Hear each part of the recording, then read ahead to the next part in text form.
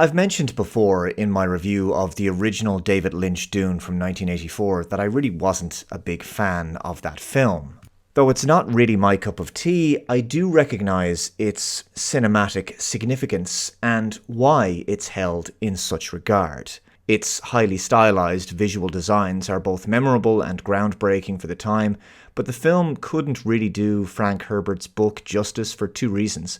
Firstly, the film tries to squeeze a huge amount of mythology, backstory, various different factions, characters, and plot into a single 134-minute movie.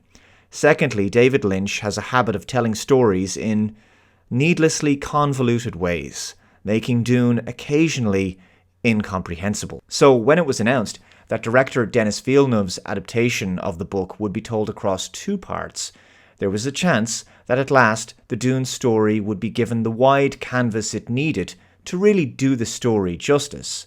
And that's by and large what's been achieved here across both 2021's Dune and 2024's Dune Part 2. Incidentally, you really can't watch Part 2 without having seen the first film. There would be just way too much detail and character backstory that you'd be missing if you just dived straight into this one cold, because it ultimately picks up immediately after the events of the first film. Dune Part 2 is primarily set during what were the events of the second half of the 1984 film, specifically Paul Atreides with the Fremen on Arrakis and his rise to being their messianic figure. But as the movie is quite long, at over 2.5 hours, that story is greatly expanded upon, and I think it's all the better for it, actually. The first hour of the movie really explores the growth and development of Paul Atreides through his trials and coming-of-age story and transformation that he undergoes as he eventually leads them into their war with the Harkonnens. Timothée Chalamet brilliantly portrays the young, up-and-coming protagonist attempting to achieve his destiny and transition into a capable leader. He has a real gravitas and power by the end, and he has great chemistry with Zendaya's character. They have a love story at the core of the movie. Now, I have to say, I genuinely haven't felt this immersed in a fully realised and believable sci-fi environment since another Denis Villeneuve film, Blade Runner 2049. You really do feel the sheer scale and gigantic scope of the events of the story. It's a heavy, dry sci-fi epic, no pun intended. It does primarily take place on a desert planet. It's comparable to The Lord of the Rings in that respect. A lot of plot elements, history, characters, and political and mythological elements and power struggles woven into the backstory that have led to the events unfolding on Arrakis.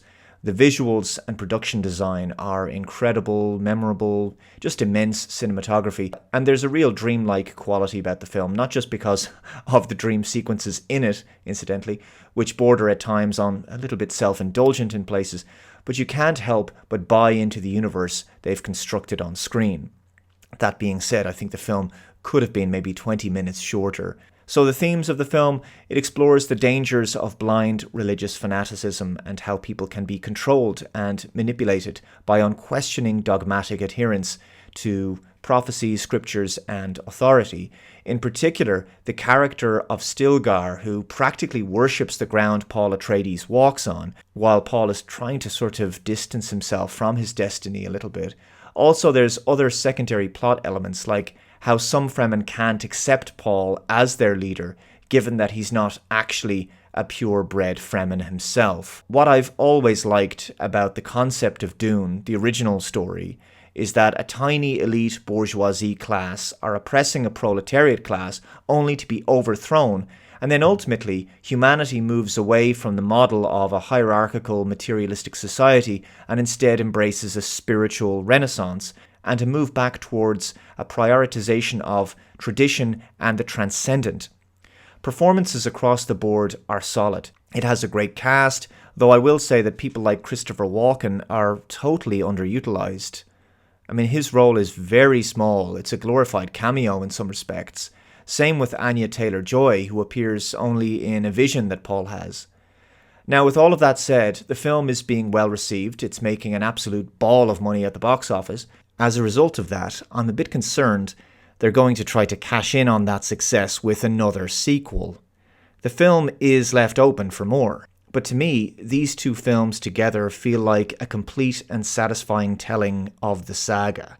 Though I know many hardcore fans of the book are not entirely happy with this second film because they feel it changes some stuff and leaves certain things out. Okay, I do hear those concerns.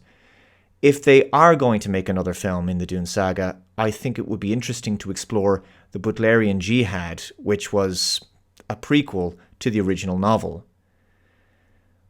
But here's the thing, do I think this film is amazing? No.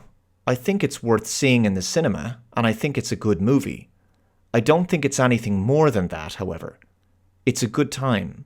A quality sci-fi action fantasy movie with a beautifully realised world that provides some genuinely great cinematic escapism. There hasn't been an awful lot to shout about in theatres recently. 2023 felt like a barren year in many respects, bar a handful of decent films. And, well, this film is not exactly up against stiff competition in 2024 so far. So here's my question to you.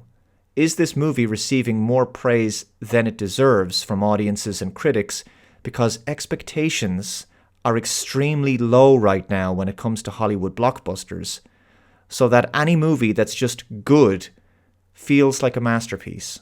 Let me know your thoughts in the comments below. Thank you very much for watching. Take care, and I'll see you next time. Bye-bye.